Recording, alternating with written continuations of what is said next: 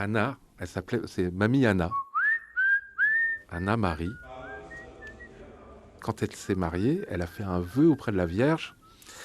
Elle a demandé à la Vierge de lui accorder des enfants et qu'ils vivent. Et que chaque enfant qui naîtrait, elle appellerait Marie. Donc, toutes mes tantes ont Marie en deuxième prénom, mais mes oncles aussi. François-Marie, Charles-Marie, Dominique-Marie. Enfin, voilà, c'était la famille des Maries. Et elle avait une dévotion pour la Vierge Marie. Une vie de campagnard dans les villages de montagne. Moi, je l'ai connue à Bastia parce qu'à à la retraite, mon grand-père avait pu avoir un appartement HLM qui était assez grand pour accueillir les petits-enfants. Ah, mais ça sentait la cuisine par contre. C'était une cuisinière de... Ah oui. Le jour où elle a appris que mon plat préféré c'était les frites maison, faites à la maison, elle m'a montré comment elle faisait. Elle cuisait les frites par poignée. Elle les sélectionnait une par une. Elle sélectionnait la dorure de chaque frite. Elle était implacable en cuisine. Elle faisait des beignets, je me souviens des beignets de farine de châtaigne qu'elle posait sur les feuilles de châtaignier. Et c'était délicieux. Elle faisait systématiquement à tous les repas à manger pour 15 personnes et elle dressait une table pour 15 personnes. Et s'il n'y avait pas assez de convives à table, elle allait toquer à la porte des voisins. Et c'était des tables où ça parlait beaucoup. Et ça parlait beaucoup, d'ailleurs en langue corse. Mon grand-père a tenu à ce que ses enfants sachent écrire, parler et écrire le corse. Ce qui était très rare à l'époque, il y avait très peu de livres en langue corse.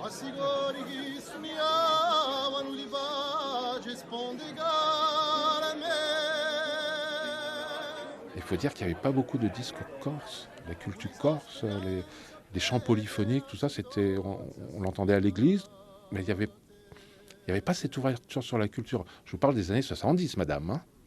Voilà. Et on n'apprenait pas encore le corse au collège, au lycée ou à l'école. C'est venu dans les années 80, ça.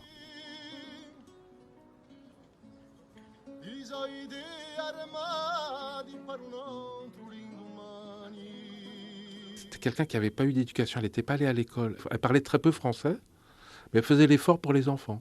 Parce que c'est partie de la bonne éducation des enfants, de bien parler corse, mais surtout de bien parler le français. J'ai appris, mais assez tard, que ma grand-mère n'avait pas eu d'éducation, n'avait pas été à l'école, et que d'un autre côté, mon grand-père était très à cheval sur l'apprentissage, la culture, les cultures d'ailleurs, culture française, culture corse. Mais il n'y avait pas de schisme.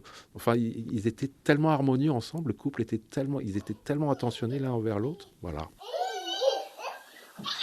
Les enfants, c'était sa richesse. Elle avait la peau douce. C'est les bisous de ma mamie, c'était un bisou d'une tendresse.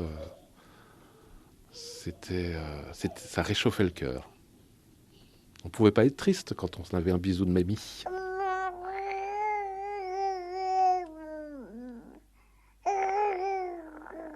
Elle avait un parfum fleuri très, très discret, parce qu'elle était très effacée, était très timide. Même son parfum était très discret, mais ça sentait la fleur. Je ne saurais pas dire quoi. Enfin.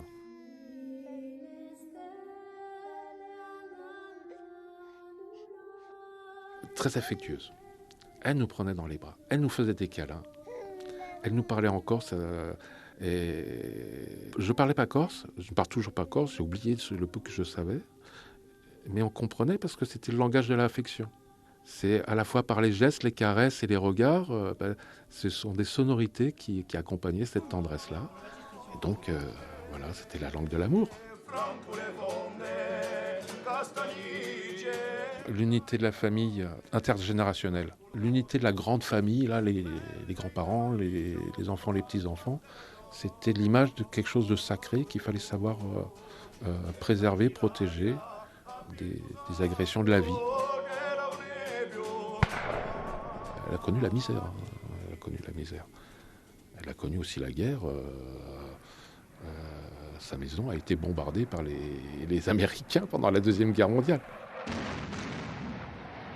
parce qu'il y avait des soldats allemands et italiens qui occupaient certains villages, et donc ils avaient des bilans à faire. Donc elle dit, oh, on a largué 10 tonnes de bombes là, donc dans le Baki en général.